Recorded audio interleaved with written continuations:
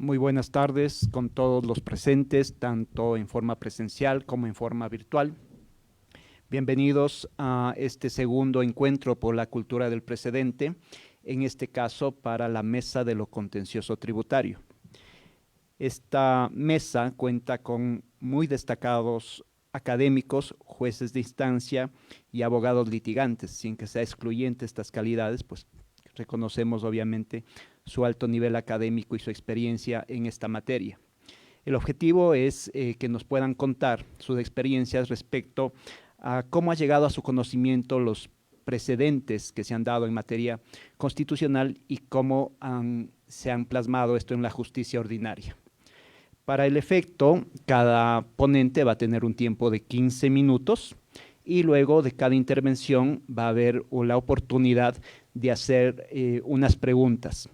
Más bien se sugiere que las preguntas no van a ser escritas, más bien se van a poder hacer las intervenciones siempre pidiendo que sean lo más concretas posibles. La idea es establecer un conversatorio dada la gran experiencia que tienen aquí los ponentes y las inquietudes que puedan tener los participantes. Para el día de hoy, entonces, tenemos la participación, en primer lugar, de la doctora Mónica Heredia. Ella es jueza del Tribunal Distrital de lo Contencioso Tributario, con sede en el Distrito Metropolitano de Quito. Se ha desempeñado como jueza y conjueza de la Corte Nacional de Justicia en la Sala Especializada de lo Contencioso Tributario. Es magíster en Derecho Tributario y especialista superior en tributación por la Universidad Andina Simón Bolívar. Doctora en Jurisprudencia y abogada por la Pontificia Universidad Católica del Ecuador. Fue decana de la Facultad de Derecho de la Universidad Internacional SEC entre 2010 y 2012. Es docente universitaria. Doctora, tiene la palabra para su exposición. Muchas gracias. No sé dónde están el control para poder pasar las láminas, tal vez.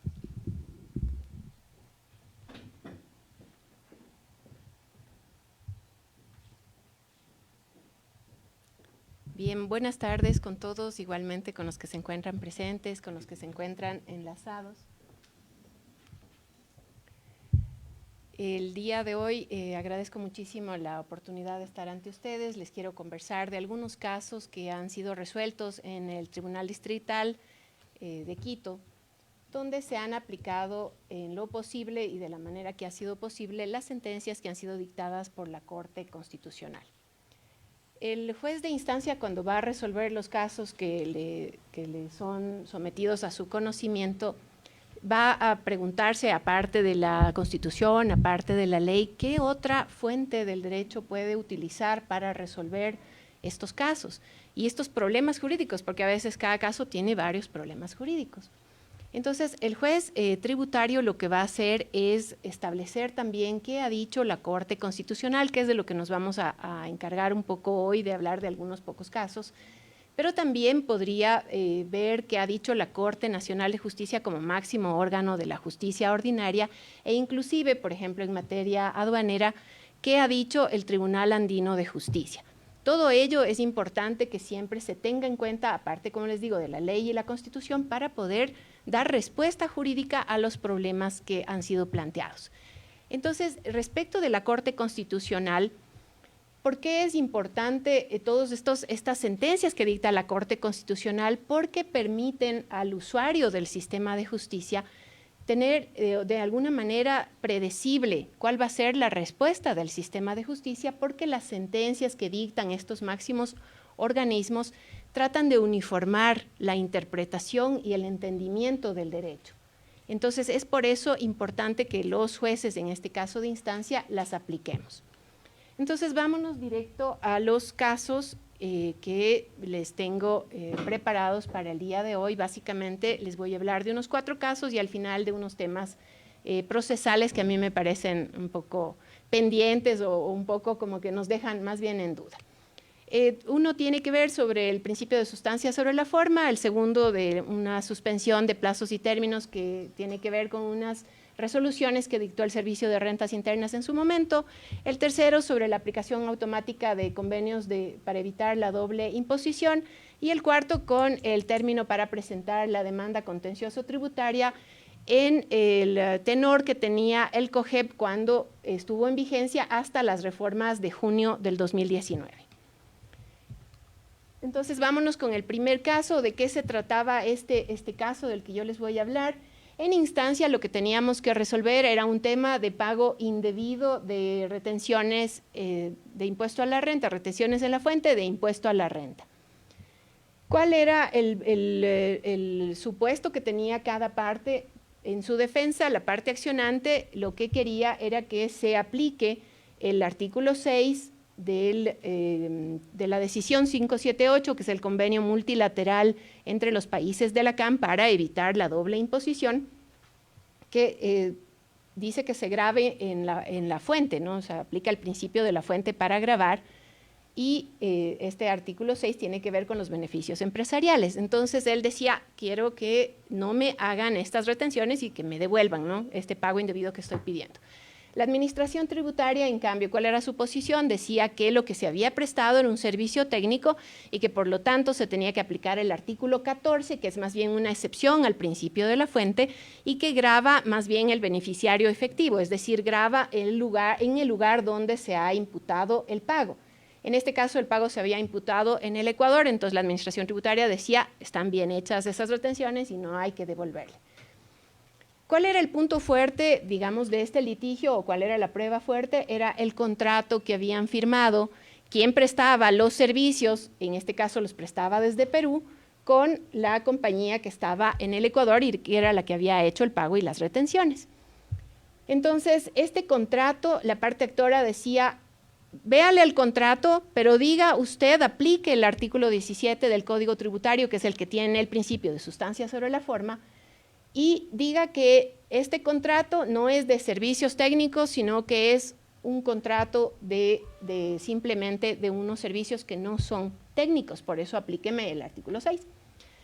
La administración tributaria no aplicó el artículo 17 porque simplemente veía que incluso el mismo título del contrato era contrato de servicios técnicos.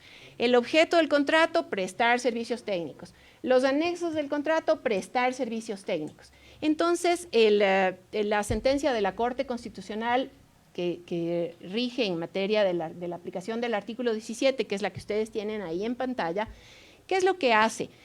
Ayuda a presentar un razonamiento jurídico en el que se pueda hacer una relación de si un acto jurídico coincide o no con la forma jurídica que se está adoptando para este acto jurídico. Si es que sí coinciden, entonces no es necesario aplicar el artículo 17. Pero si no coincide la forma jurídica con la sustancia jurídica de este acto que se está haciendo, entonces ahí sí es necesario aplicar el artículo 17. ¿Y cómo se aplica el artículo 17? Primero se hace, bueno, son dos fases.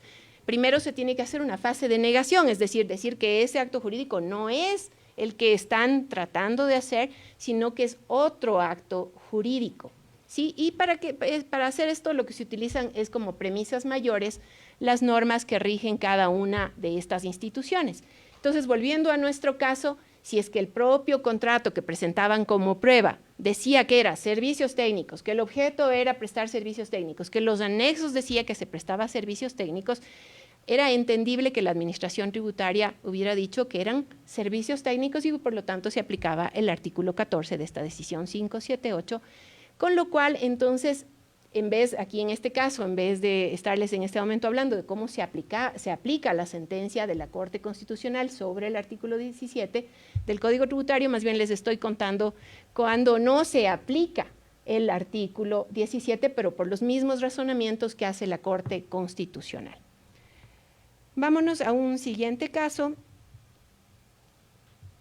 Este tiene que ver con la suspensión de plazos y términos que sacó las resoluciones del Servicio de Rentas Internas. Suspensión de plazos y términos por la pandemia COVID. Obviamente, al estar en la pandemia, el Servicio de Rentas Internas también tuvo que emitir actos normativos, que son estas resoluciones que que tendían a la suspensión de plazos y términos. El problema era que muchas de estas resoluciones, o especialmente al menos en dos, se pudo establecer que al final, en la resolución del Servicio de Rentas Internas, decía, entrará en vigencia desde su emisión sin perjuicio de la publicación en el registro oficial. Entonces, ¿qué pasaba? Que venían las causas, en este caso, el caso que les voy a contar tenía que ver con caducidad de la facultad determinadora, y entonces el Servicio de Rentas contaba el término, pero aplicaba estas resoluciones y empezaban a regir esta suspensión desde el momento que las emitió. Entonces tenía un poco más de tiempo, ¿no es cierto?, para que pueda caducar la facultad determinadora. Entonces, ¿qué dijo la Corte Constitucional? Le dijo, a ver, por el tema de seguridad jurídica, por el tema de irretroactividad, pero especialmente por el principio de publicidad, ustedes, Administración Tributaria, no pueden emitir una resolución que entre a regir, sino desde el momento en que ha sido publicada en el registro oficial, y por lo tanto estará una acción de inconstitucionalidad de estas resoluciones de carácter general, que son actos normativos. Entonces, estas resoluciones no son inconstitucionales y no las vamos a tomar de esta manera, sino desde el momento en que fueron publicadas en el registro oficial. ¿Qué hizo el Tribunal Distrital de lo Contencioso Tributario? Lo que hizo fue entonces aplicar justamente la sentencia de inconstitucionalidad y contar, porque ustedes saben que para contar el tema de caducidad tenemos que trazar una línea de tiempo. Entonces se trazó la línea de tiempo contando, pero desde el momento en que habían sido publicadas en el registro oficial. ¿Cuál fue el resultado? Que muchos de los actos administrativos de determinación estaban caducados, de acuerdo a lo que dice el 94 del Código Tributario. Vamos más adelante, entonces, permítame que creo que ya me pasé. Bien, un tercer caso tiene que ver con los límites para la aplicación automática de los convenios para evitar la doble imposición. En este caso, más bien ha sido una enseñanza para el Tribunal Distrital de lo Contencioso Tributario, que tiene cuatro salas, digamos, aquí en Quito. Somos 12 jueces, entonces cada tribunal tiene 3 jueces, entonces son 4 salas, ¿no? Algunas de estas salas consideraron que tenían algunas dudas de la constitucionalidad de la resolución de carácter general que regía la aplicación automática de estos convenios para evitar la doble imposición, y que tal vez también había una inconstitucionalidad y había un choque, además de normas, con el artículo 48 de la Ley de Régimen Tributario Interno, con el cuarto inciso. Entonces elevaron consultas de constitucionalidad a la Corte Constitucional, pero la Corte Constitucional lo que les dijo, por eso les digo que también fue una enseñanza para los jueces, les dijo, a ver, no vemos de por sí una inconstitucionalidad del inciso cuarto, más allá de que ya está, hoy por hoy ya está derogado, estaba en ese momento vigente, no vemos una inconstitucionalidad del artículo 48 de la Ley de Régimen, ni tampoco vemos de por sí una inconstitucionalidad de estas resoluciones del Servicio de Rentas Internas que establecían unos límites máximos para que haya una aplicación inmediata de los convenios. Pero lo que sí vemos es que la duda que ustedes nos están presentando es una duda que más bien tiene que resolverse aplicando un sistema de antinomias, aplicando la jerarquía de las normas. Entonces, ¿cuál es en la jerarquía? El 424 y el 425 de la Constitución les van a dar la respuesta, pero ustedes son los que tienen que establecer. Esto no es un tema que tenga que la Corte Constitucional resolverlo, es una duda que usted tiene. Entonces, ha sido realmente una enseñanza para los tribunales de realmente, si es que hay una duda de constitucionalidad, enviar las consultas, y no cuando hay tal vez otro tipo de dudas que obviamente ustedes imaginarán que los jueces, claro que se tiene dudas frente a los casos y a veces bastantes, ¿no? Vamos entonces con el siguiente caso. Este es un caso que todavía, bueno, tenemos algunas causas que están por resolverse. Ay, perdón, creo que estoy... A ver, perdón, creo que me pasé. A ver, ya está. Algunas causas todavía están por resolverse. Cuando salió el COGEP, para el tema de prescripción de la acción de impugnación en lo contencioso tributario, estableció que eran 60 días para presentar la acción, pero que estos 60 días se contaban desde que se había hecho la notificación con el acto impugnado. Así decía la norma cuando salió. Esto fue reformado en junio del 2019. Entonces, en los tribunales nuevamente hubo una una duda, una gran discusión de ¿será que aplicamos así el COGEP como dice? Porque es una norma nueva, es una norma de especialidad en lo procesal, es una norma orgánica, entonces también es jerárquicamente superior. ¿O qué hacemos? Otros decían, no, sigamos aplicando lo de siempre, que se cuenten estos 60 días desde el día siguiente a la notificación con el acto impugnado. Entonces, unos optaron por un camino, otros optaron por el otro camino. Finalmente, la Corte Nacional, en mayoría también ahí había discusiones, optó porque se cuente de la manera que decía el COGEP, porque era la norma de especialidad, la jerárquicamente superior y era la que regía en temas procesales y era nueva. Pero llegó esto a la Corte Constitucional, que reconoció que lo que sucedía era una mala técnica legislativa. Lo que había pasado era esto, pero que haciendo una interpretación histórica, una interpretación más bien más integral, tenía que respetarse lo que se había respetado toda la vida, que era contar los 60 días para esta prescripción de la acción desde el día siguiente a la notificación. Y eso también ha sido otra gran enseñanza para los tribunales, un poco que creo yo, y quisiera marcar aquí el punto, es que las cosas crean duda, porque uno tiene una norma nueva, sale el COGEP, que es especial para lo procesal, y resulta que no ha sido de aplicarle porque estaba un poco mal.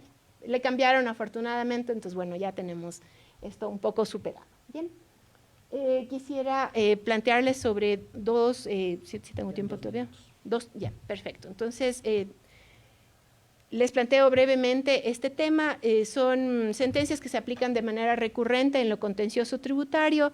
La Corte Constitucional declaró la inconstitucionalidad condicionada del inciso final del artículo 324.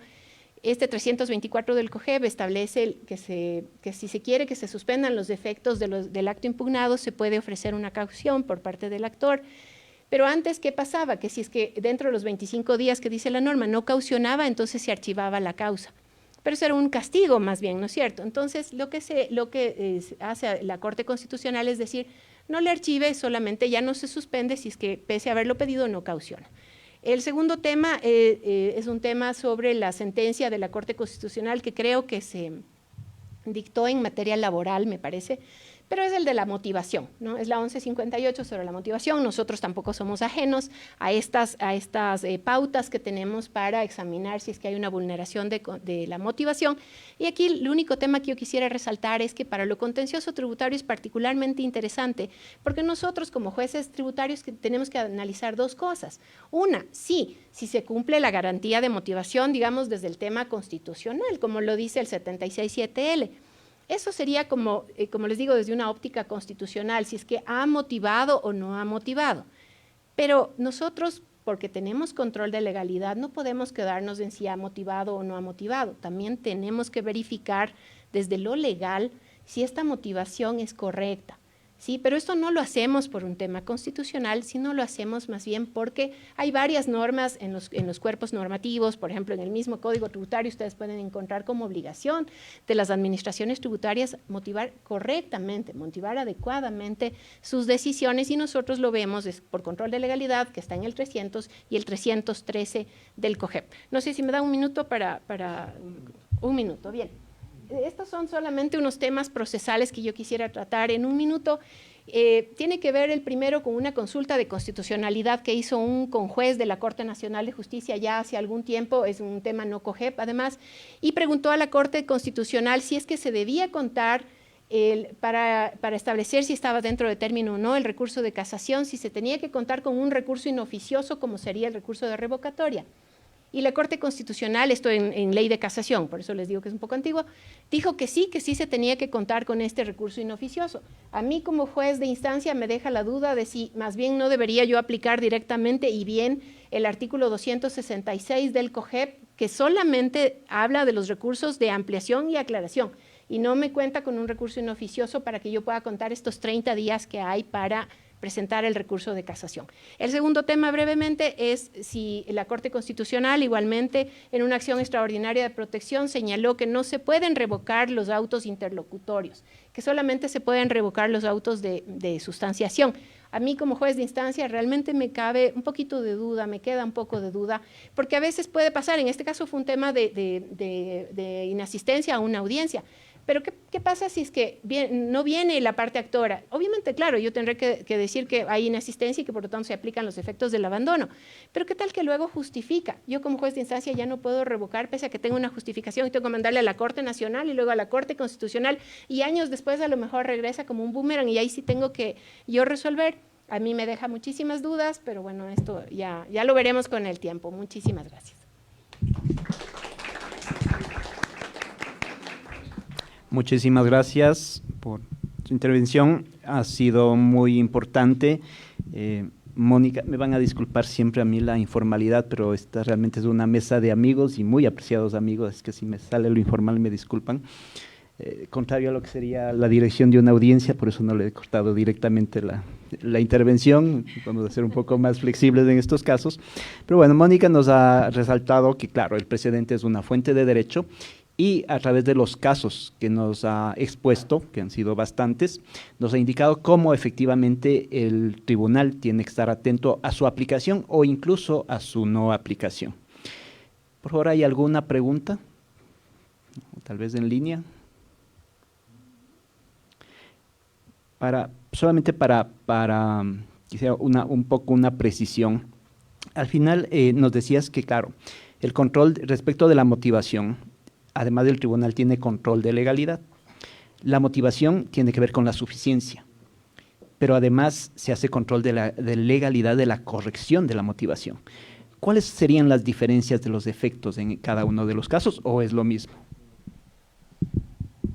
No serían lo mismo, sí sería diferente. Y esto es importante porque cuando va, por ejemplo, a la Corte Constitucional, cuando llega por una acción extraordinaria de protección y lo que le dicen es que se ha vulnerado la garantía de motivación, la Corte Constitucional lo que va a ver es si es que se ha motivado o no se ha motivado, viendo exactamente si es suficiente, es decir, si hay suficiente argumentación jurídica y si hay suficiente argumentación fáctica. Pero más bien va a poner una frase diciendo: pero esto no implica que esté correcto o no, porque esto no lo podemos ver. ¿Por qué? Porque esto sí corresponde, en cambio, a la justicia ordinaria.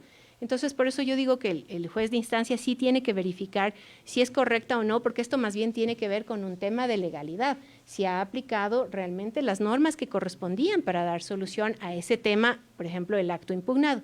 Entonces, tú dices cuáles serían las diferencias en la solución que se dé o en la resolución que se dé. Yo pienso que la Corte Constitucional, en una acción extraordinaria de protección, si es que no se ha cumplido la garantía de motivación, va a aplicar directamente lo que dice la Constitución, no va a decir esto es nulo, ¿no es cierto? Esto es nulo, no va a tener ningún efecto jurídico. En cambio, si es que al hacer control de legalidad nosotros vemos que hay una incorrección de la motivación, lo que podríamos hacer es nosotros, justamente somos los llamados a decir entonces cómo era esta forma correcta de haber resuelto este problema jurídico, porque a veces no es todo el acto que está mal, a veces vamos por glosas, por ejemplo. Entonces, digamos que es por glosas, entonces esta glosa está mal motivada, entonces yo como juez voy a dar la respuesta. En cambio, si hay una vulneración a la garantía de motivación, igualmente yo como juez podría declarar una nulidad también, ¿no? Perfecto, muchísimas gracias. Tenemos ahora la participación del doctor Sandro Vallejo.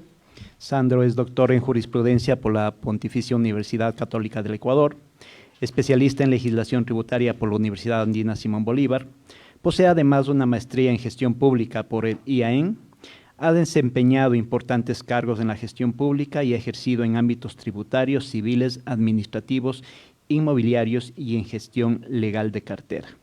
Sandro es docente universitario y abogado en libre ejercicio. Tiene la palabra, Sandro, para tu ponencia.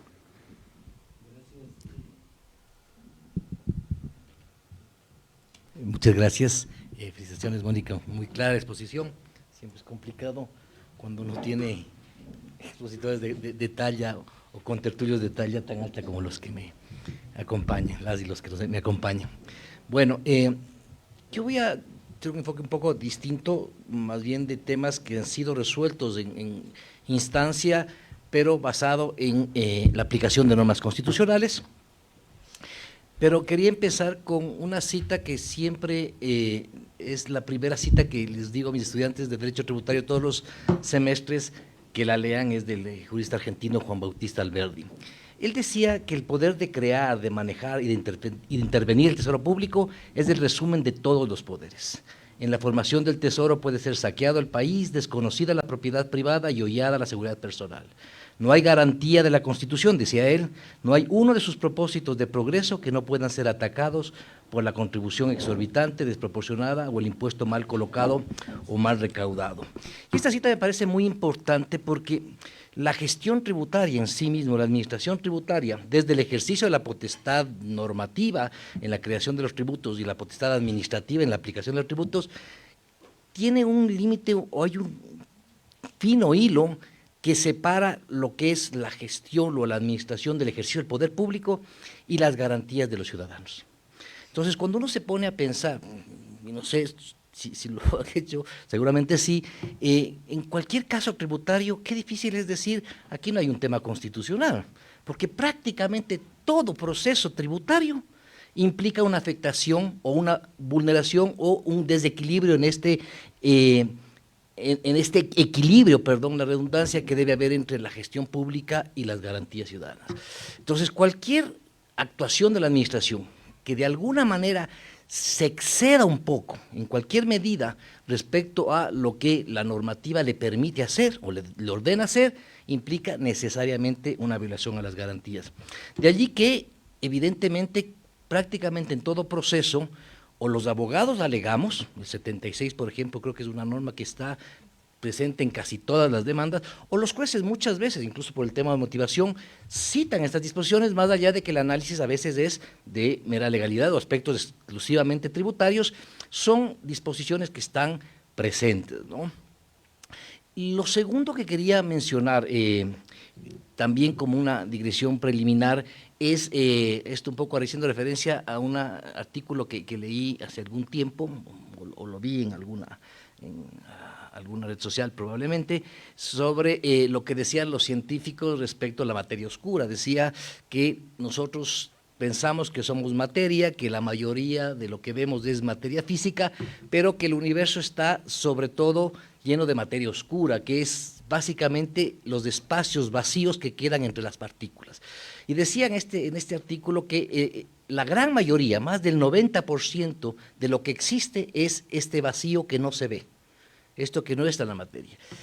Y me podría pensar que esto sucede justamente con la justicia constitucional en los jueces que resuelven casos de acciones constitucionales, no en la Corte Constitucional, sino los jueces constitucionales, muchos de esos fallos que no llegan a ser revisados por la Corte Constitucional, hay un porcentaje que lo revisaba en uno de los informes de la Corte Constitucional, de más del 90% de inadmisiones, lo cual es correcto, ciertamente yo estoy de acuerdo con eso, sería absurdo que la Corte empiece a revisar todos los fallos.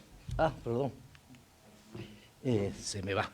Entonces, pero eso quiere decir que hay un porcentaje pequeño de resoluciones de jueces ordinarios en procesos de garantías constitucionales, protección, habeas data, que llegan a convertirse en precedentes, pero que se convierten en volumen en un importante o importantes pronunciamientos que están resolviendo problemas o conflictos reales en el ámbito tributario, no solo en lo tributario, no en lo administrativo y en muchos otros ámbitos, y que no se están revisando adecuadamente, o al menos a mí quizás eso sea mi ignorancia, me ha hecho complicado encontrar una sistematización o un análisis de todos estos fallos que son totalmente variopintos. Hay sentencias de acción de protección excelentes y otras que son unos espantos, pero todo eso implica un vacío, algo que no se está viendo y que constituye también parte de estos precedentes porque no llegan a la Corte Constitucional, no son precedentes de jurisprudencia vinculante,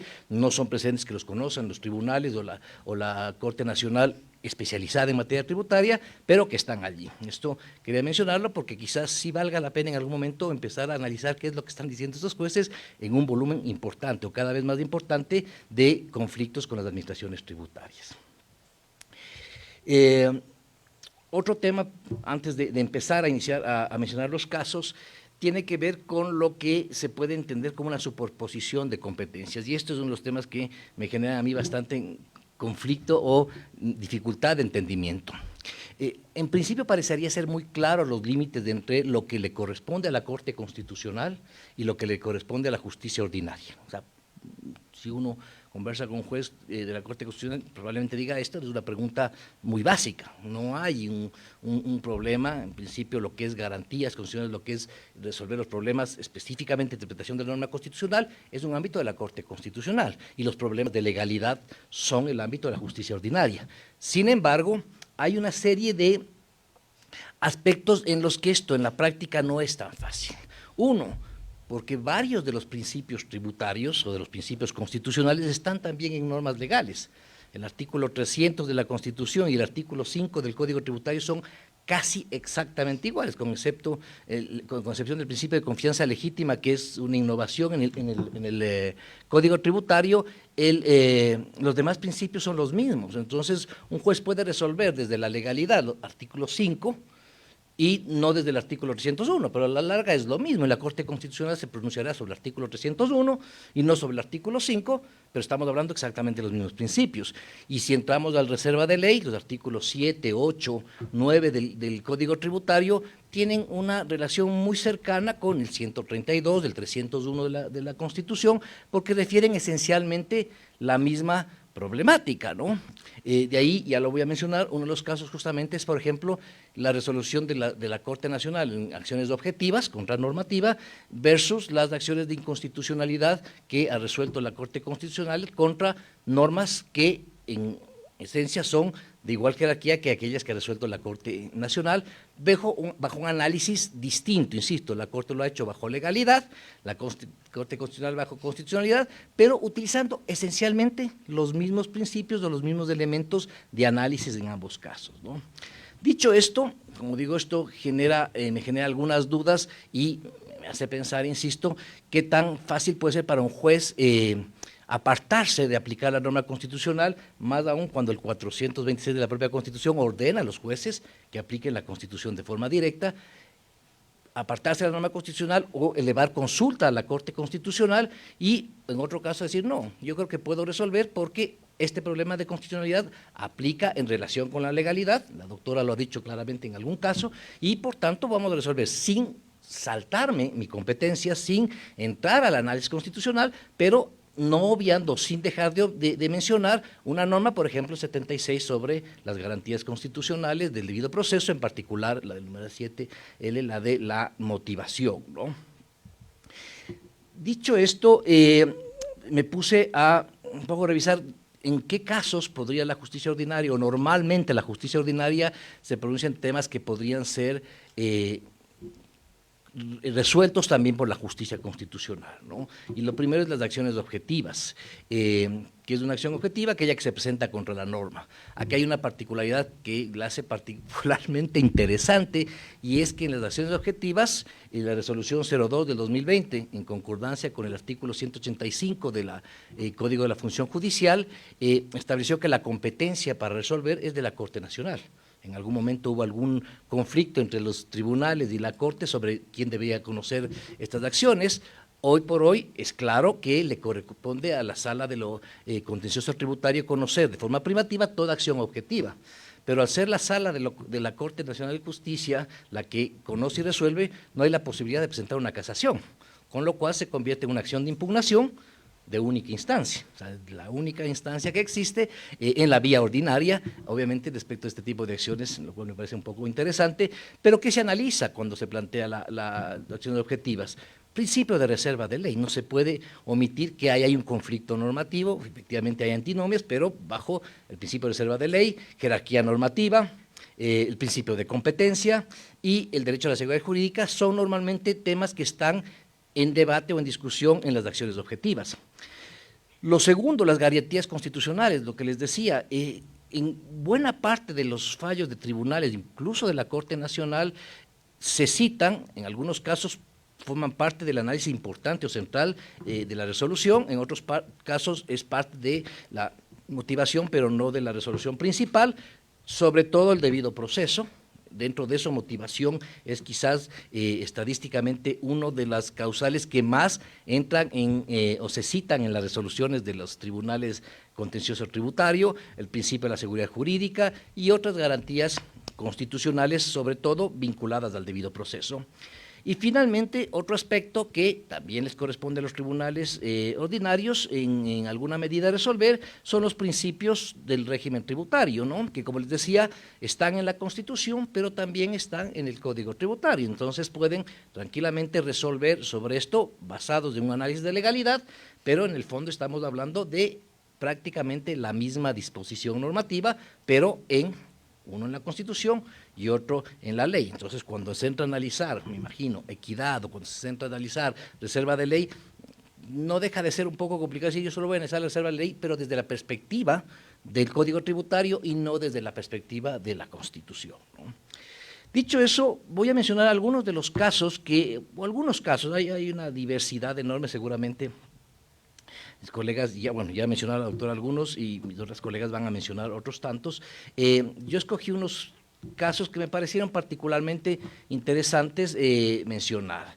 El primero tiene que ver con el derecho, la garantía justamente al debido proceso en el derecho a la defensa. ¿Qué es lo que sucedió? ¿Cuál fue el problema? La administración tributaria, esto lastimosamente todavía, cada vez en menos frecuencia, pero todavía se da, la administración tributaria inició un proceso coactivo en contra de una empresa, bueno, ahora ya hay un precedente jurisprudencial, por eso me pareció interesante el caso, y tomó medidas contra el gerente anterior, pero la situación es que el gerente anterior nunca supo que se inició el proceso de terminación, no conoció del proceso coactivo y sin embargo estaba con medidas cautelares y le estaban ejecutando en sus propias cuentas la obligación de la empresa. El tribunal en este caso resolvió, el tribunal de instancia resolvió que efectivamente se ha violado el derecho a la defensa, se violentó la garantía del debido proceso y que esto implicaba de hecho la violación a una solemnidad sustancial. Entonces la resolución lo que estableció es que se violó la solemnidad sustancial al proceso coactivo, norma de legalidad, pero que esto implica obviamente una violación a garantías de debido proceso y de derecho a la defensa y por tanto dispuso la nulidad del proceso coactivo exclusivamente respecto del anterior gerente.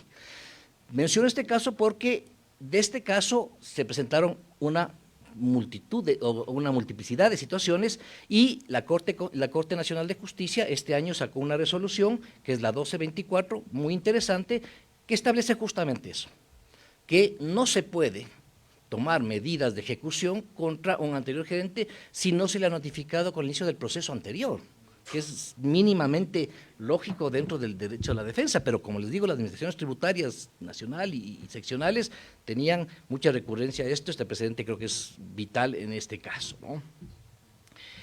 Un segundo caso que me pareció interesante mencionar, este tiene que ver con la impugnación de un acto administrativo, fue una impugnación de una determinación tributaria por un gobierno autónomo descentralizado, pero se discutía atrás de esto si es que la norma de la ordenanza municipal estaba o no acorde con la norma de la ley del COTAD.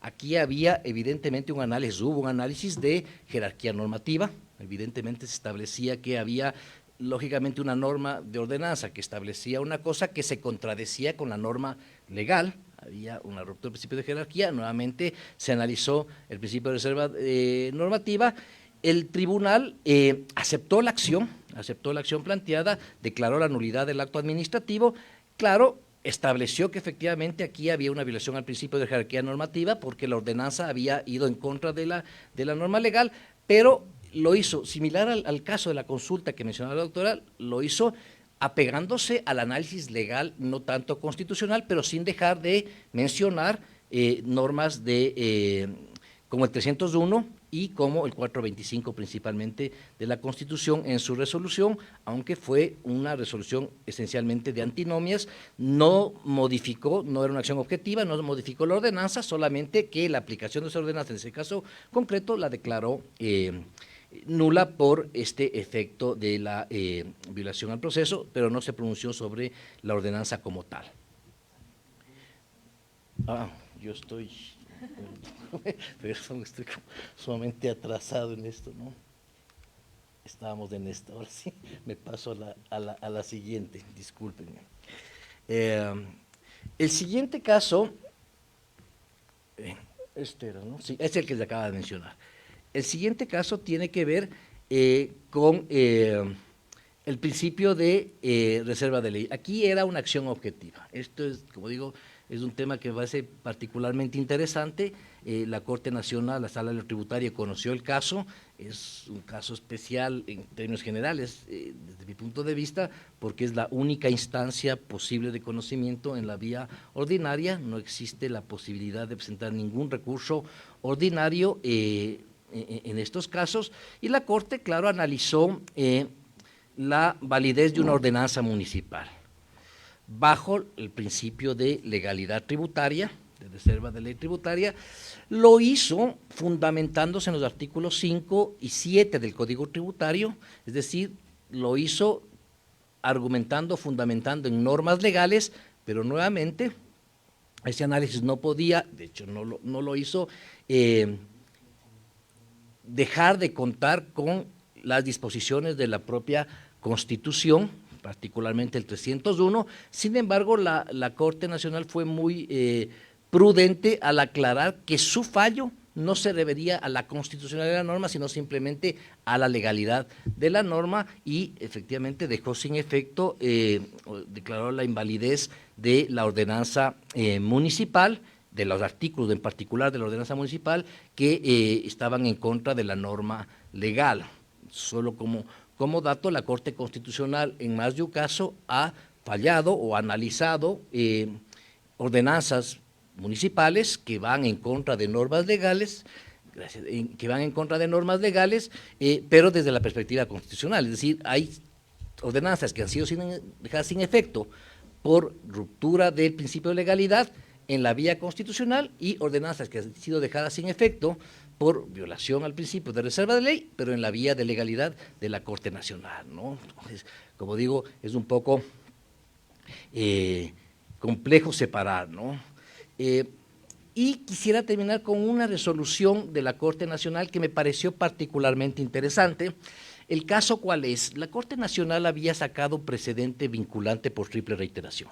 Había resuelto, o había, el Pleno de la Corte Nacional había recogido una triple reiteración en materia tributaria y había establecido la resolución como precedente vinculante. Pero uno de los fallos que fueron parte del precedente, lo interesante es que había más fallos. La Corte decidió escoger 3 de estos fallos, entre otros que tenían el mismo contenido. Uno de estos fallos fue conocido por la Corte Constitucional por una acción extraordinaria de protección, y la Corte Constitucional declaró este fallo inconstitucional.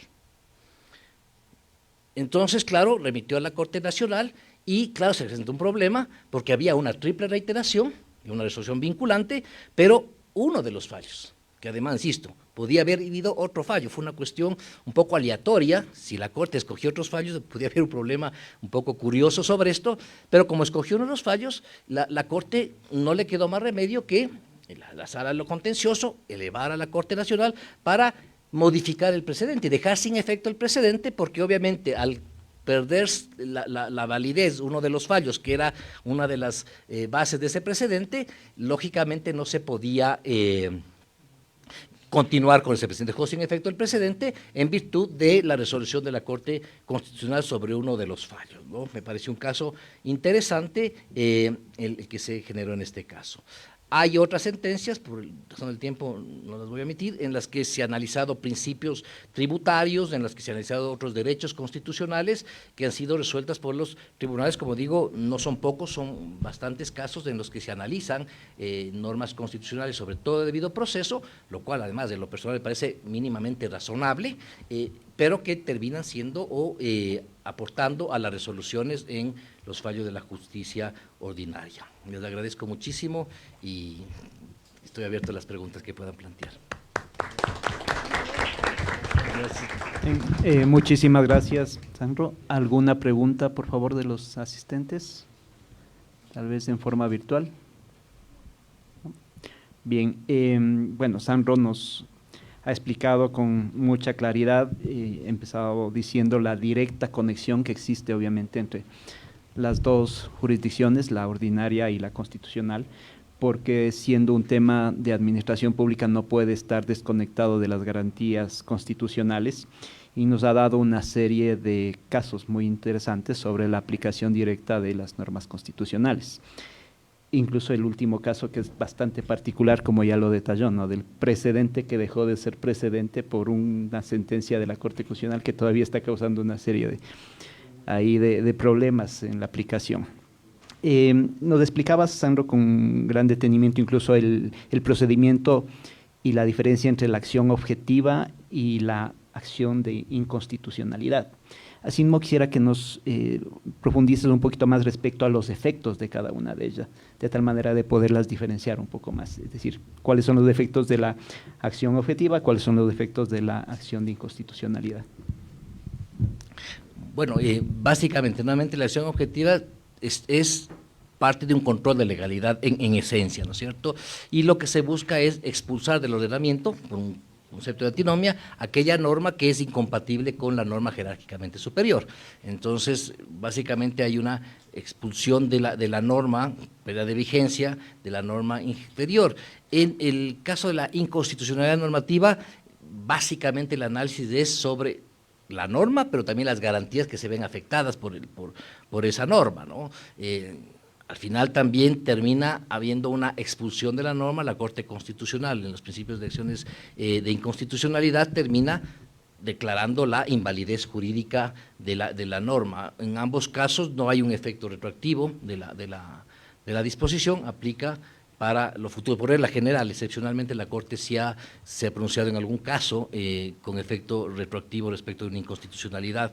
Creo que esencialmente esa es la diferencia. Nuevamente, creo que en lo sustancial básicamente van hacia lo mismo, ¿no? Muchísimas gracias. Te agradezco mucho. Bien, a continuación contamos con la participación de la abogada Andrea Moya. Ella es abogada por la Pontificia Universidad Católica del Ecuador, tiene una maestría en Derecho Tributario Internacional por la New York University y cursó la maestría en Derecho Tributario en la Universidad Católica del Ecuador. Abogada en libre ejercicio con amplia experiencia en asuntos tributarios, participa activamente en foros y congresos sobre temas tributarios y aduaneros, así como en publicaciones del mismo tema. Es parte de la International Fiscal Association, IFA, y es vicepresidente de la Comisión Especializada en Impuestos de ICC Ecuador. Tiene la palabra para su ponencia, Andrea. Mil gracias. Buenas tardes con todos. Primero, gracias por la invitación. Creo que discutir estos temas es muy importante porque a veces los conceptos constitucionales suelen tenerse muy como en la nebulosa, un poco como Sandro nos comentaba, pero el momento en que lo vemos aplicado en un caso de cómo funciona esa protección a un contribuyente, se hacen más fáciles de entender. Yo les he traído dos casos, principalmente.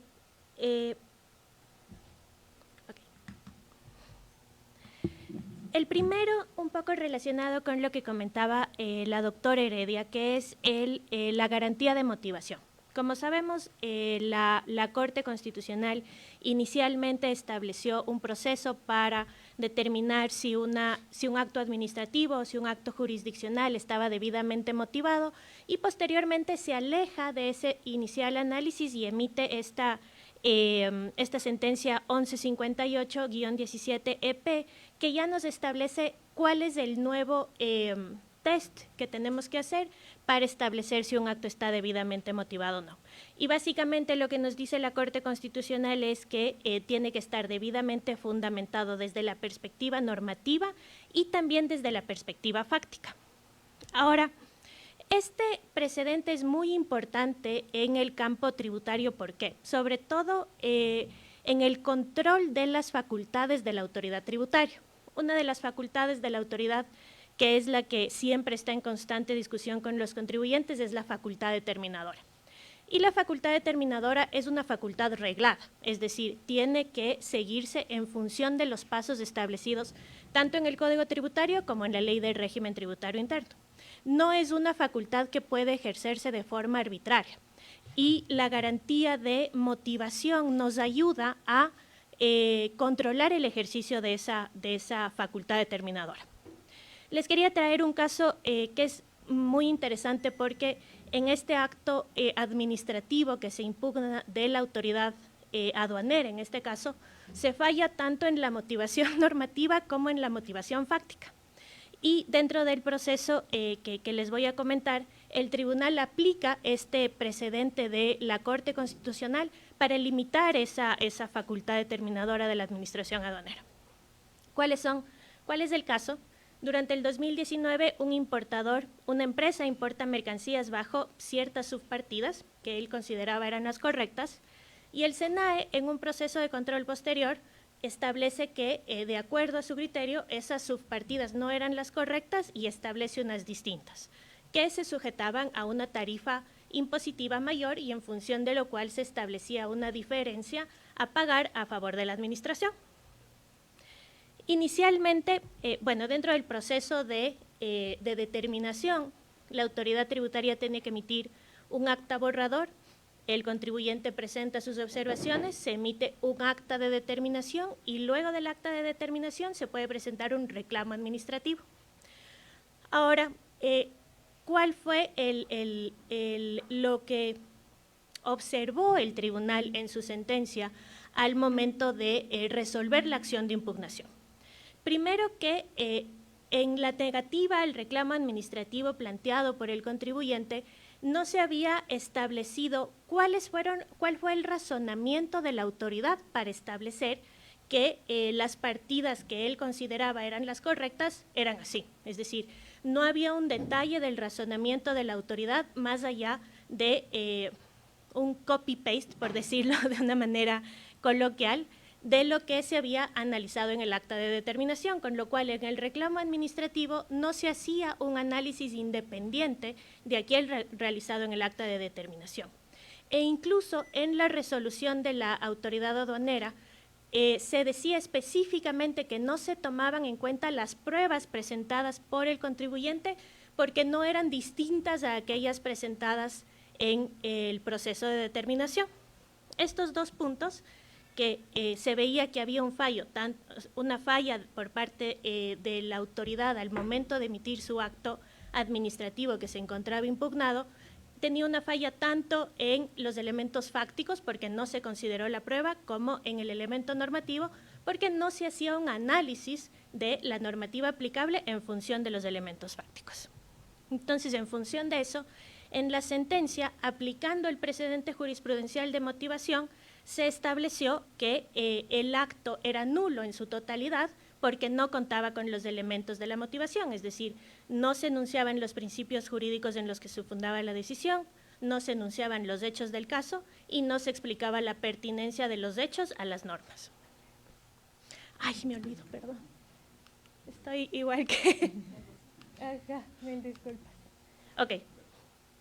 Y en función de eso, en la sentencia, en el tribunal de instancia se llega, como decía, a esta decisión de que el acto administrativo que se había impugnado en sede judicial no estaba debidamente motivado porque no se cumplían con los elementos de la motivación y en función de eso se declaró su nulidad y se dejó sin efecto el control posterior realizado por el SENAE. En la resolución que considero es muy importante analizar, primero se estableció por qué había una insuficiencia fáctica. Perdón. No me da el cerebro para cambiar en la computadora y en la presentación. Entonces, ¿por qué había una fundamentación, una insuficiencia fáctica? Porque no se había tomado en cuenta para la emisión del acto administrativo las pruebas presentadas por el contribuyente. Entonces, si bien eso tiene otro tipo de vicios que podemos analizar dentro del derecho a la defensa del contribuyente, para el tribunal eso también llevaba a que la resolución no esté debidamente motivada porque no se tomaron en cuenta los elementos fácticos del caso. Luego estableció que había insuficiencia normativa porque si bien se citaban las normas, era una mera descripción de la norma, pero no se establecía por qué en función de esa norma se debía aplicar una subpartida distinta. Y en función de eso el tribunal llegó a la conclusión de que no se cumplía con el estándar de motivación y que el acto de determinación del Servicio Nacional de Aduana del Ecuador era nulo. El segundo caso que quería compartir con ustedes era un precedente que también ya lo mencionó la doctora Heredia, pero que me parece que es de las sentencias más importantes que ha emitido la Corte Constitucional con respecto a la materia tributaria, que es la sentencia 4715 IN-21, que analizó la constitucionalidad del artículo 17 del Código Tributario. ¿Qué nos dice el Código Tributario? Que la calificación del hecho generador. ¿Qué contiene el artículo 17? Contiene el principio de sustancia sobre la forma. ¿Qué nos dice esto? Que cuando calificamos un hecho generador no nos podemos quedar solo con la parte formal del acto o la transacción que estamos calificando, sino que tenemos que ir a su esencia jurídica o económica. La parte que presentó la acción de inconstitucionalidad en contra de este artículo argumentaba que, entre otros derechos, este artículo rompía el derecho a la seguridad jurídica. Pero que concluyó la Corte, y que me parece es muy importante tenerlo en cuenta, es que el valor real de la seguridad jurídica no está en que las decisiones pueden ser previsibles, que las decisiones de los jueces son previsibles, sino que se puede hacer un control de aquellas. ¿Qué quiere decir esto? Que para la reclasificación de un hecho generador es válido hacerlo siempre y cuando esta reclasificación no sea arbitraria. Y en función de eso, la Corte nos estableció ciertos pasos a seguir para que se pueda aplicar el principio de sustancia sobre la forma contenido en el artículo 17 del Código Tributario. ¿Cuáles son estas dos fases? Una primera es una fase de negación que rechaza la denominación del acto. En el ejemplo que nos comentaba la doctora Heredia, era un contrato que se llamaba de servicios técnicos, entonces se tenía que establecer si ese efectivamente era su naturaleza jurídica y económica. Si llegamos a la conclusión de que no es, tenemos una segunda fase de afirmación en la cual se identifica efectivamente cuál es la esencia del acto. Entonces, la sentencia de la Corte Constitucional describe cuáles son estos pasos y cuál tiene que ser el razonamiento necesario para aplicar el artículo 17.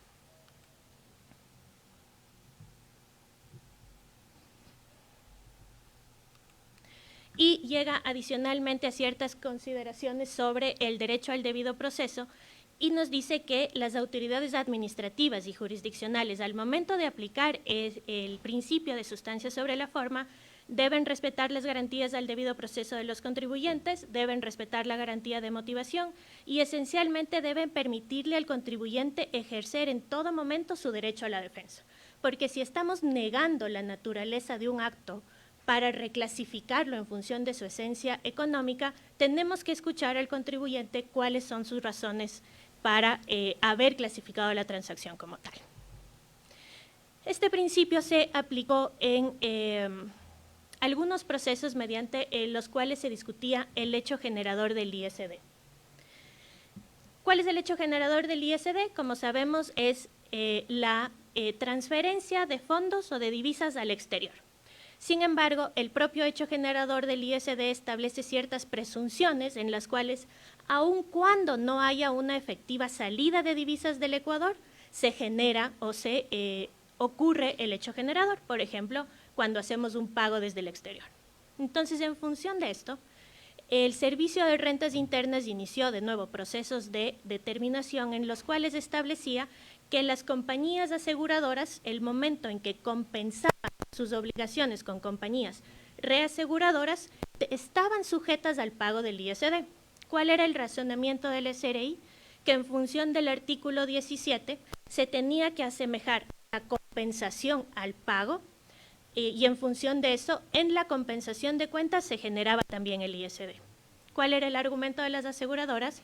Que no se generaba el hecho generador, puesto que no había en sí una salida de divisas ni un pago, porque la compensación es una forma de distinguir las obligaciones. Perdón.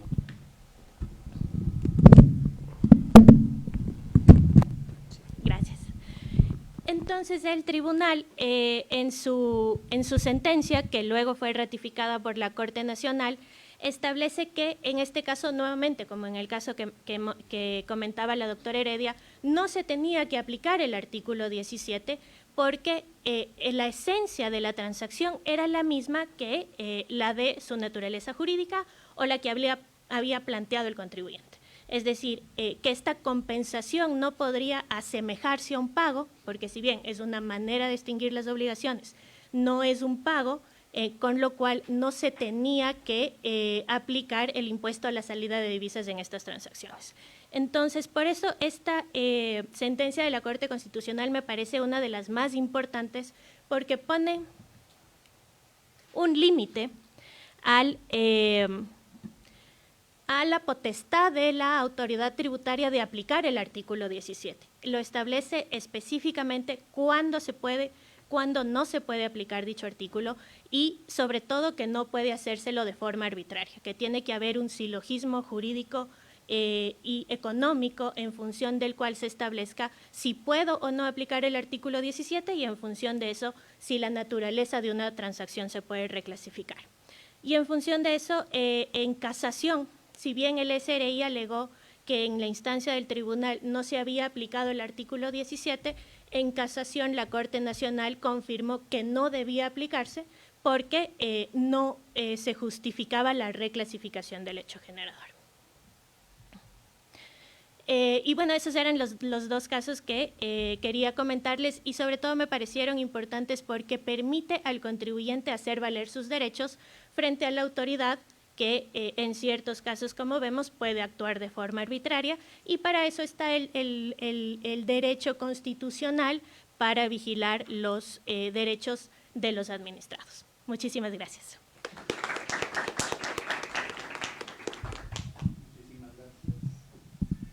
Muchísimas gracias también, Andrea, muy claro, nos ha expuesto básicamente sobre estos dos casos que son fundamentales, uno sobre la motivación y segundo sobre la aplicación del artículo 17, la sustancia sobre la forma. ¿Alguna pregunta de los asistentes? ¿O envía? Sí. A mí se me va planteando, en este caso, Andrea, además de obviamente su desempeño académico está parte del libre ejercicio. Y se ha reiterado mucho en la coincidencia o en la conexión que existe entre el tema del control de legalidad con la tutela de derechos.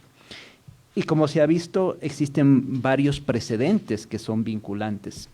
Y ahí en lo profesional a mí se me ocurre si existe, entre comillas, esta tentación de ir siempre por la acción de protección, toda vez que es mucho más rápida, y un poco dejar al lado lo contencioso tributario, que no deja de ser un proceso más largo, por más eficiente que sea, porque vemos que sustento existe. Entonces, existe esta tentación y si existe, ¿se la supera o se cae en ella? ¿Cómo es, Andrea? A ver, y van a haber abogados que no están de acuerdo conmigo, pero yo sí creo que es importante el primer análisis para una acción de protección en la que puede haber un tema tributario es, ¿tengo o no otra vía? ¿No es cierto? Y si tengo otra vía, aunque puede ser más lenta, tengo que aplicarla. Y, por ejemplo, este tema surgió mucho cuando hubo un abuso, sobre todo de autoridades autónomas descentralizadas, en el ejercicio de la potestad coactiva. Porque en el momento en que ejerces la potestad coactiva de forma indebida, sí puedes quitar o violentar principios que si bien son económicos, son constitucionales, como la propiedad. Entonces, en esos casos sí ha habido muchos colegas que han decidido aplicar la acción de protección, sobre todo en casos que se activa la vía coactiva, incluso sin notificarle debidamente al administrado, que ahí yo creo que si ya es una violación burda, entonces tiene el derecho el administrado de ir por esa vía. Pero la justicia ordinaria también tiene un camino, que es la nulidad de la acción, la nulidad de la coactiva. Entonces, desde mi perspectiva, si hay una vía en la justicia ordinaria, esa es la que se tiene que tomar. Muchísimas gracias, muy claro. Gracias. En esta tarde también contamos con la presencia de la doctora Pamela Aguirre Castro.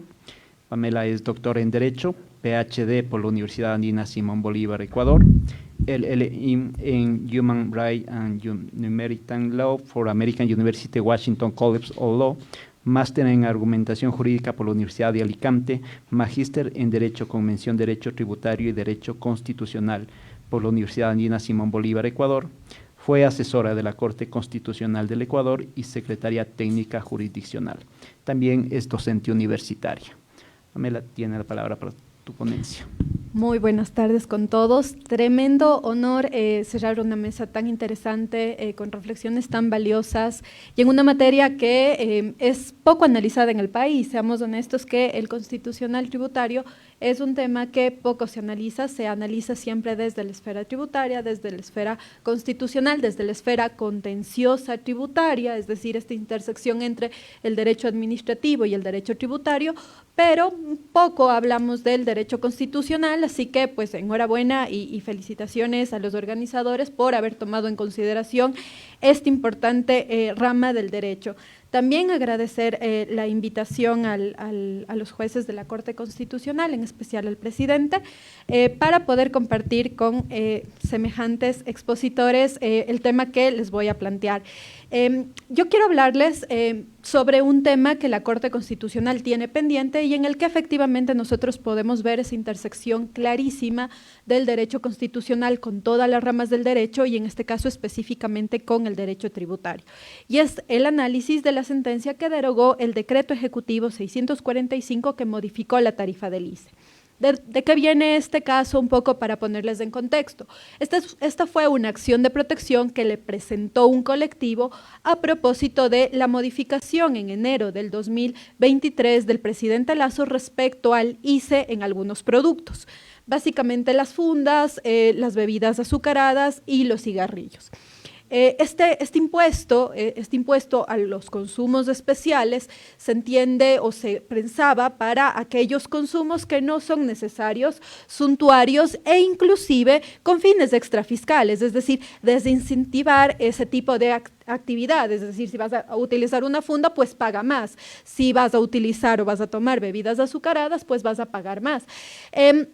Y entonces, en esa línea, con la finalidad de promover en la política tributaria del presidente Guillermo Lasso, pues él decide bajar el impuesto a los consumos especiales de estos productos. El colectivo intenta una acción de protección, no es una acción contenciosa, no es una acción objetiva, no es una acción de inconstitucionalidad, es una acción de protección prevista en el artículo 88. El artículo 88 establece a la acción de protección como este mecanismo directo y eficaz para la protección de los derechos constitucionales que procede contra actos, omisiones del poder público y dice también la Constitución, esto que es muy importante, contra políticas públicas.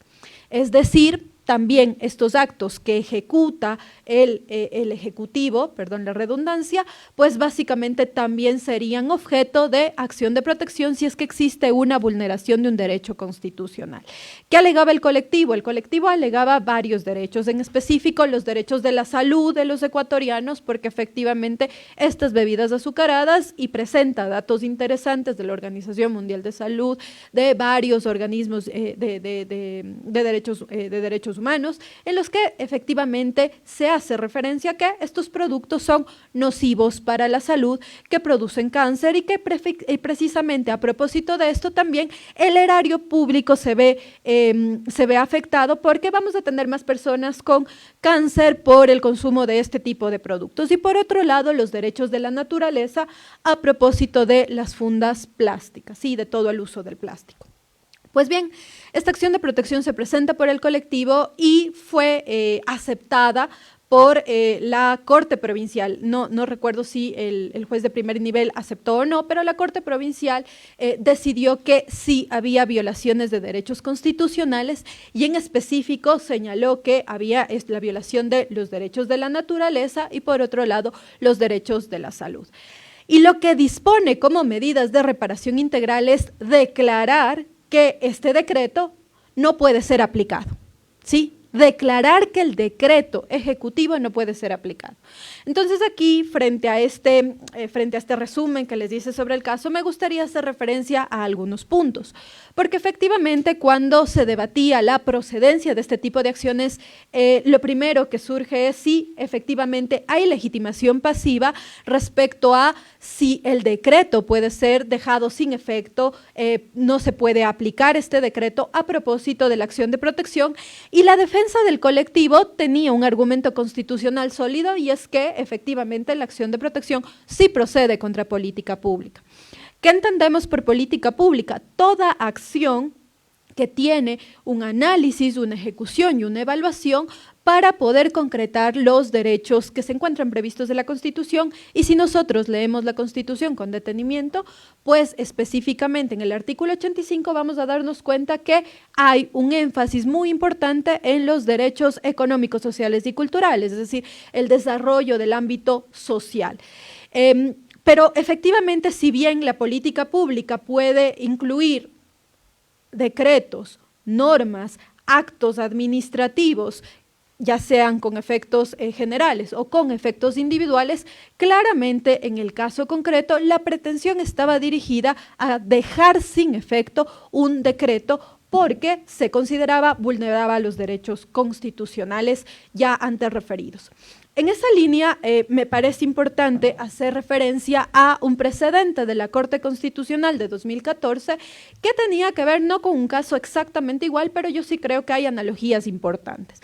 Y es el caso 114 SEP-CC, que tenía que ver precisamente con unas medidas cautelares que se propusieron para que no se aplique el anticipo del impuesto a la renta. Recordarán ustedes que hasta el 2020 en la legislación tributaria se encontraba previsto el anticipo del impuesto a la renta para las personas obligadas, personas naturales obligadas a llevar contabilidad y para toda persona jurídica.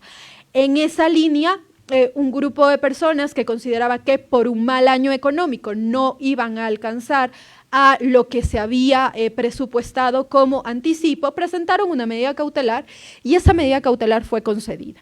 Cuando llegó a la Corte y el precedente de la Corte de la 114, pues fue efectivamente el siguiente, y es que la Corte señaló que el control de constitucionalidad, la capacidad para dejar sin efecto una norma jurídica, le corresponde exclusivamente a la Corte Constitucional.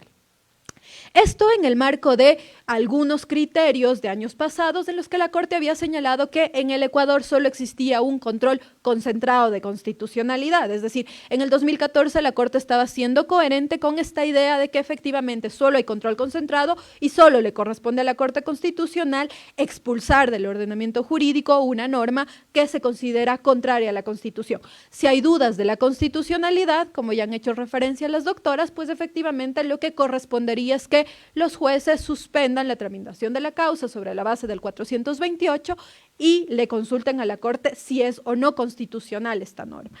Pues bien, ¿por qué digo que aquí hay un precedente? Porque efectivamente, más allá de que a día de hoy nosotros, sobre la base de algunos criterios erráticos de la Corte respecto al tipo de control constitucional que tienen a cargo los jueces, es decir, si tienen esa capacidad de inaplicar normas jurídicas, sí podemos dejar en claro que ningún juez, inclusive existiendo un control difuso de constitucionalidad, puede dejar sin efecto, con carácter erga omnes, es decir, para todos, un decreto ejecutivo.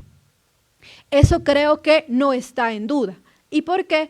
Porque la competencia para expulsar una norma del ordenamiento jurídico le corresponde en exclusivo a la Corte Constitucional a través del control de constitucionalidad por las múltiples vías que tiene, ya sea acción de inconstitucionalidad, ya sea una consulta de norma, ya sea un control de constitucionalidad por norma conexa, pero le corresponde a la Corte Constitucional como máximo intérprete. Es decir, inclusive avalando que existe en el Ecuador un control difuso de constitucionalidad a cargo de los jueces, es claro que como reparación integral no podría dejarse sin efecto una norma jurídica por considerarla contraria a la Constitución.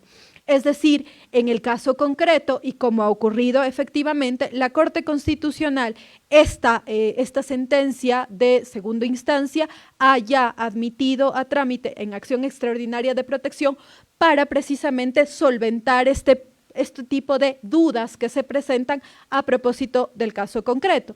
¿Y por qué esto es importante? Porque el control de constitucionalidad que tienen a cargo los jueces precisamente es la vía por medio de la cual el ordenamiento jurídico se constitucionaliza. Penal, tributario, contencioso administrativo, laboral, familia, todos los ámbitos del derecho, a través precisamente del control que tienen a su cargo los jueces de la aplicación de la Constitución, es que van depurando el ordenamiento jurídico. Pero si hubiesen declarado inaplicable al caso y dictar medidas de reparación para las víctimas del caso, pues efectivamente tendría más sentido.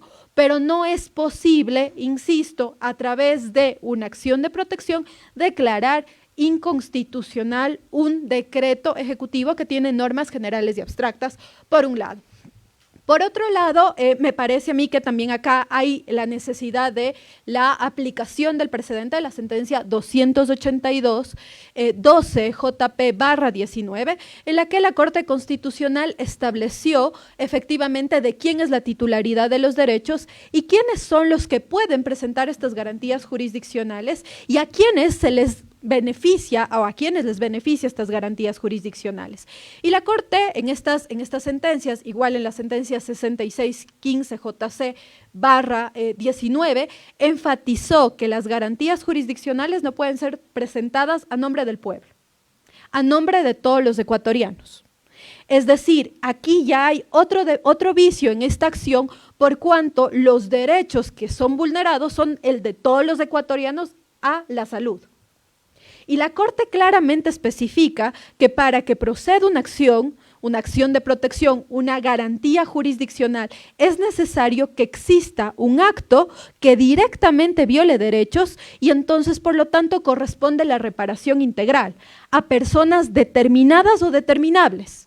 Pero no pueden presentarse este tipo de acciones de manera general, de manera abstracta, tomando en consideración estos conceptos de bien común, ciudadanía, ecuatorianos, guayaquileños, quiteños, cuencanos. ¿De acuerdo? Entonces, la Corte Constitucional también ahí ha identificado claramente, efectivamente, cómo es que se tiene que o cómo debe entenderse, y lo que correspondería entonces precisamente es la corrección de la aplicación del precedente en este caso. Y finalmente, un tema que me parece muy importante e interesante, que es un reto que presenta el caso precisamente para la Corte Constitucional, es determinar precisamente esta legitimación de los derechos de la naturaleza cuando, por ejemplo, lo que se está atacando precisamente es esta política pública. Pues si bien el Estado en un inicio tiene una política pública de protección, de desincentivo de este tipo de actividades como comprar en cada compra, utilizar una funda plástica, pues efectivamente que la Corte nos ayude a identificar efectivamente cómo se pueden utilizar este tipo de acciones a propósito de las garantías jurisdiccionales para la tutela de estos derechos de la naturaleza, en la que efectivamente existe una legitimación activa amplia y que cualquier persona puede presentarlo. Les quería dejar este tema porque me parece que es un tema actual, en el cual la Corte enfrenta muchísimos retos, en el cual como comunidad jurídica tenemos que participar precisamente en el debate para poder generar criterios y la Corte pueda resolver de mejor manera. Muchísimas gracias.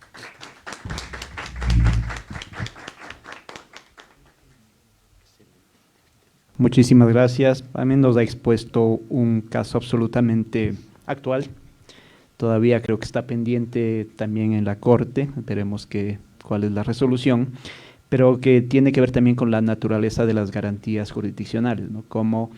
En qué forma un decreto ejecutivo que es normativo, que antes le preguntaba a Sandro respecto a la acción objetiva, a la acción inconstitucional, cómo en este caso decayó en una acción de protección con los vicios que ya nos ha explicado Andrea. Y sin que sea un spoiler, quisiera preguntarte cuál sería o cuál fue el siguiente paso en estos casos detectadas tantas irregularidades, es decir, viene siendo lo siguiente. A mí me parece, y efectivamente como lo hizo la Corte, que admitir a trámite la acción extraordinaria de protección que presentaron las industrias, que además pensemos en los efectos prácticos, porque desde el punto de vista del activismo puede sonar muy atractivo que un juez tenga la capacidad de dejar sin efecto un decreto ejecutivo en el que establece tributos. Esto desde el activismo puede sonar bastante interesante cuando además, piensen ustedes, estamos hablando de un tributo tan antipático como es el ICE. ¿Sí? El impuesto a los consumos especiales. Bueno, no creo que tengamos que ser ricos para comprarnos una gaseosa, me explico. Pero pues me parece que el actuar de manera inmediata, como la Corte Constitucional hizo, admitiendo a trámite estas acciones extraordinarias de protección, presenta un espacio importante precisamente para que la sociedad presente amicus curiae, la sociedad jurídica presente amicus curiae, la sociedad entienda de qué va el caso, porque no es un caso eminentemente empresarial. Si bien tiene unas consecuencias tributarias importantes, como por ejemplo, después de que entró en vigencia la sentencia, y esto puedo comentar porque soy constitucionalista tributaria y una de las consultas pues precisamente era, bueno, ¿y entonces qué está vigente? ¿Está vigente el decreto anterior que sí establecía los impuestos o ya no cobramos ningún impuesto porque está sin efecto? Vamos a consultarle al SRI a saber, a preguntarle si cómo vamos a calcular, porque fíjense ustedes que este impuesto se calcula por consumo, entonces ni siquiera es mensual, no es anual, no hay una periodicidad. Entonces, creo que hacer lo que hizo la Corte, admitir a trámite la acción extraordinaria de protección, era lo adecuado, y es que si no se presentaba esto, pues también la Corte tenía la vía de seleccionar el caso a través de selección y de revisión para precisamente que las razones institucionales prevalezcan, principalmente entendiendo el ordenamiento jurídico desde su jerarquía y también desde el orden y evitar que se yuxtapongan este tipo de mecanismos. Muchísimas gracias. ¿Alguna pregunta de los asistentes? Vía virtual nos ha llegado una pregunta y nos dice, ¿cuál hubiese sido la medida de reparación adecuada en el caso expuesto por la doctora Aguirre? Una pregunta interesante. A mí me hubiese quedado la duda, y tal vez aquí estoy elucubrando, si como juez constitucional podía declarar violación de derechos en este caso.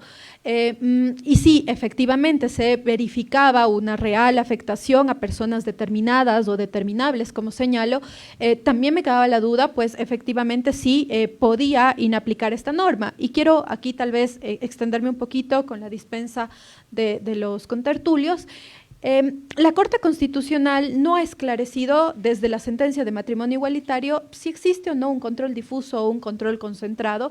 Hay sentencias de las que parecería que la Corte se inclina por este control difuso, es decir, darles la posibilidad de inaplicar normas jurídicas. En otros casos parece ser que lo que está señalando es que sigue manteniéndose el control concentrado, al punto de que en el voto concurrente de la sentencia 1116, 13P/20, 4 jueces que concurrieron el voto dicen el caso hubiese sido ideal para poder esclarecer el tipo de control que existe.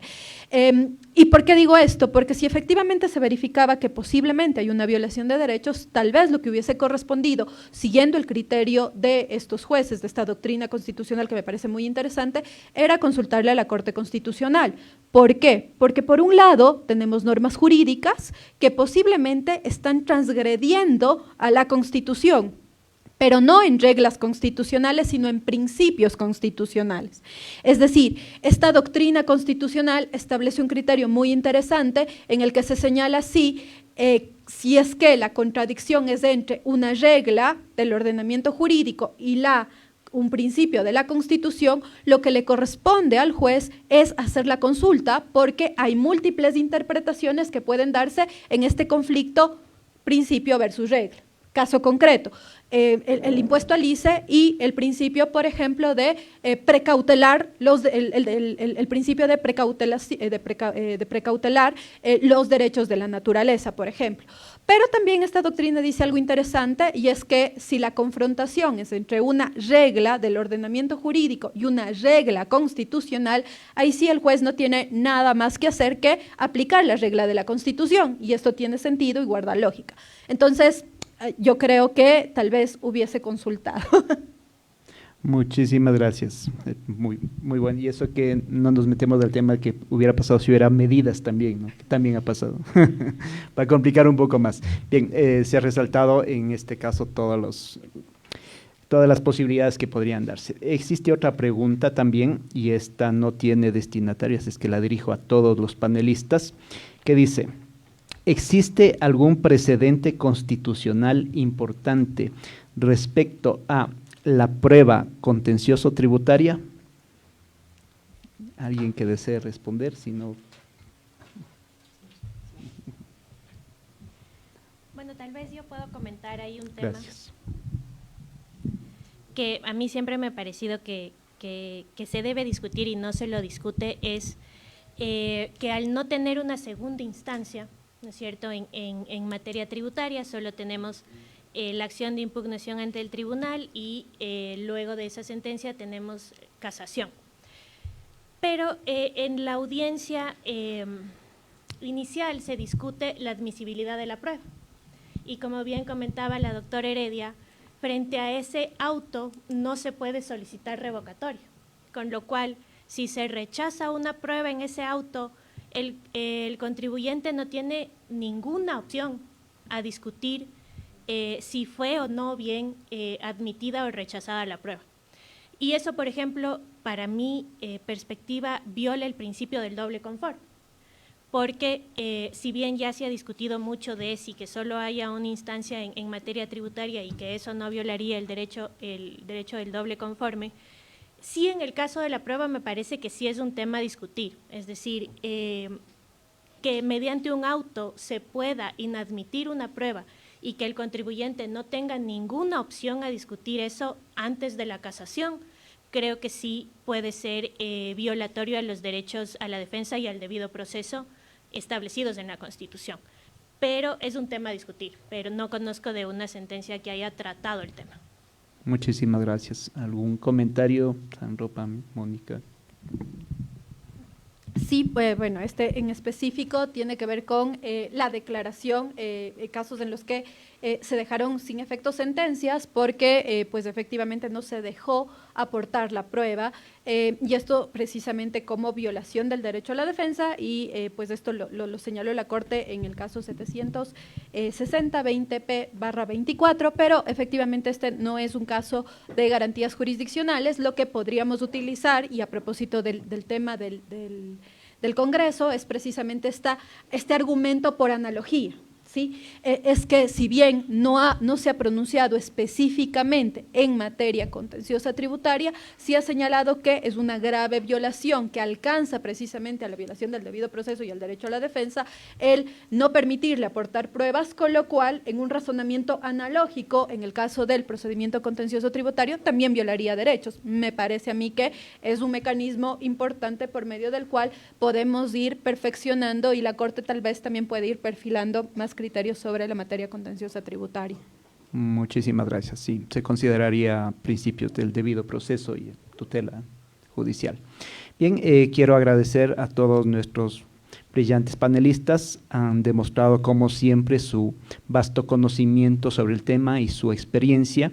Nos han planteado casos muy concretos y prácticos y asimismo en el uso del tiempo, lo cual quiero agradecer mucho, han sido muy correctos y puntuales, lo cual nos ha permitido desarrollar esta mesa de la mejor manera y siempre, por supuesto, quedan temas pendientes por discutir. Esto es siempre una invitación para que exista una mayor investigación y mayor difusión sobre todos estos temas que nos concitan tanta atención y como hemos visto son tan prácticos, pues se discuten cotidianamente. Muchísimas gracias a la Corte Constitucional, al CEDEC y a los panelistas. Un gran aplauso, por favor. Con lo cual damos por concluido. Muchas gracias por su presencia.